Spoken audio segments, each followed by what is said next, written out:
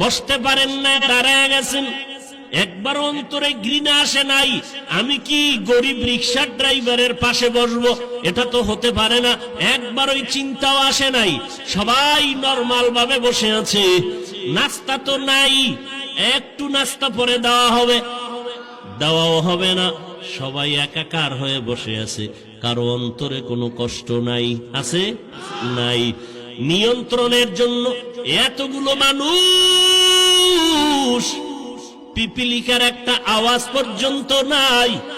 এই সময় কেউ যদি টেলিফোন করে, মেজাজ ভালো থাকবে না খারাপ হবে?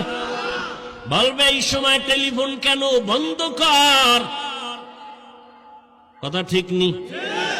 এই মুহূর্তে কেউ ডিস্টার্ব করলে কেউ পছন্দ করে না। এরপরে কোন র্যাব, আর্মি, পুলিশ, বিডিআর নাই নিয়ন্ত্রণের জন্য। মানুষগুলো চুপচাপ বসে আছে। এমনেই না রে বাবা, ১৫০০ বছর আগের আমার নবীর আদর্শের বরকত। এরপরও সেই নবীর সুন্নত মানবা না, নবীর তরিকা ধরবা না, আল্লাহ এমনেই শান্তি দিবে? এত সোজা? করোনার মতো বিপদ দিল, এরপরও বাঙালি সোজা হয় না। যদি সোজা হইতা তা ডেঙ্গু আইতো না।